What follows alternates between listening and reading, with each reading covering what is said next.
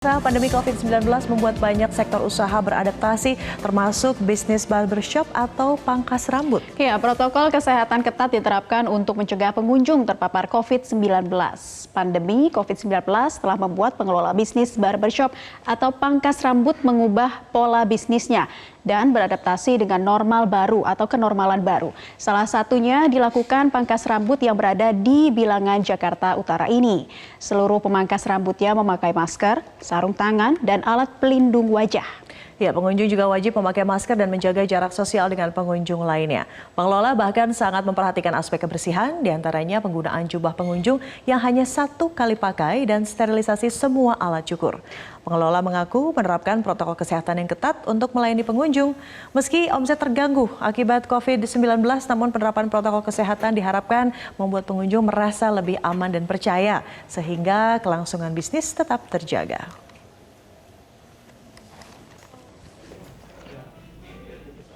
Dan untuk lebih jauh mengenal upaya pengusaha bisnis barbershop atau cukur rambut dalam menghadapi pandemi COVID-19, kita sudah terhubung melalui sambungan Skype bersama Yogi Ang, pebisnis dari barbershop. Selamat siang, Mas Yogi.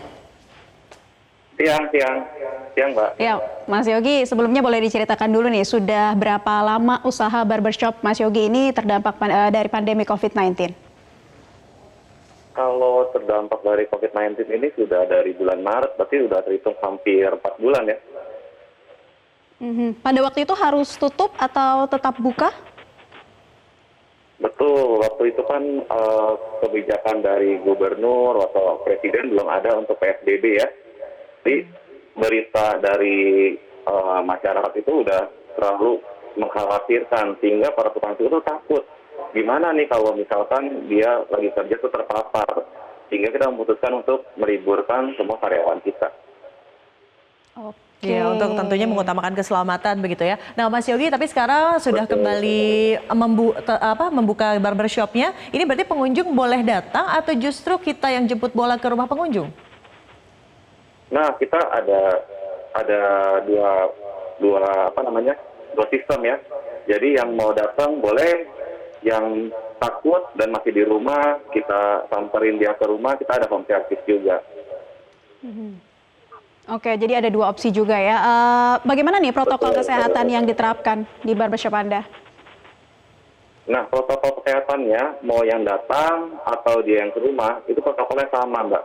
Jadi harus lewat booking dulu. Kenapa harus booking sih? Karena kita harus adanya social distancing. Walaupun bisnis kita di bidang jasa itu tidak ada yang namanya physical distancing ya. Susah sekali karena si tukang cukur harus memegang kepala kita. Otomatis bagaimana ada jarak antara tukang cukur dengan si customer. Oleh karena itu kita mengakalinya, Mbak. Pertama dari booking supaya tidak ada kepadatan di lokasi. Lalu kita juga adanya pengukuran suhu. Kita ukur supaya semua yang datang dalam kondisi tidak ada yang demam. Lalu kita siapkan juga hand sanitizer, wajib harus dipakai. Lalu juga kita bersihkan semua peralatan kita dengan disinfektan. Oke, Nah, jadi intinya sebuah protokol. Ya. Nah, kalau kita lihat di layar kaca ini, Mas Yogi, ada menggunakan jubah dari plastik begitu, lalu juga capsternya menggunakan face shield, penutup wajah. Nah, itu digunakannya mulai dari kapan ya? Memang sudah masuk atau pas eksekusi cukurannya? Pas dari eksekusi, jadi di area barber ini, Mbak, itu area wajib menggunakan masker. Jadi kita ada pengumuman bahwa semua orang yang di area barber ini tidak boleh melepaskan masker walaupun dia lagi cukur. Ya, untuk mengurangi adanya droplet ya. Betul. Dan rata-rata para pengunjung di sana tingkat kesadarannya itu seperti apa, Mas Yogi? Apakah sudah memang banyak yang menerapkan protokolnya atau masih ada saja yang misalnya tidak menggunakan masker? Seperti apa sih? Ya, jadi kebiasaan masyarakat kita memang masih agak sulit ya. Jadi beberapa juga harus kita ingatkan, maka itu kita buatkan ada banner ini tujuannya untuk sama-sama mengingatkan bahwa keselamatan kita itu jauh lebih penting daripada sekedar potong rambut. Apalagi untuk karyawan kita yang bekerja di dalam lokasi gitu. Betul-betul saling memproteksi diri begitu ya. Oke, Pak Asyogi, tapi berbicara tentang omset, bisnis, dan lain sebagainya, semuanya saya yakin industri apapun terpukul karena pandemi COVID-19. Dari teman-teman barbershop, mungkin ada yang juga menyaksikan UKM yang juga pelaku bisnis barbershop seperti apa, Mas Yogi? Boleh di-sharing? Kalau masalah omset kita pasti turun ya Mbak ya. Tapi kita harus sebagai pengusaha harus berpikir bagaimana semua karyawan yang ada di tempat kita itu kesejahteraannya bisa terjaga. Karena nggak semuanya bisa terlindungi oleh pemerintah. Jadi bagaimana kita bisa melindungi para karyawan kita, yaitu dengan protokol-protokol ini. Walaupun dari segi omset, dari segi keuntungan, mungkin boleh dibilang kita bukan saatnya untuk mencari keuntungan. Tetapi bagaimana caranya kita bisa survive dari masa ini ya. That's the word ya, survive itu yang harus dijaga. Jadi kedepannya menurut Anda akan lebih banyak pemanggilan untuk ke rumah dengan sistem aplikasi atau untuk sistem cukur rambut untuk datang langsung ke tempat barbershop ini masih akan terus bertahan nggak?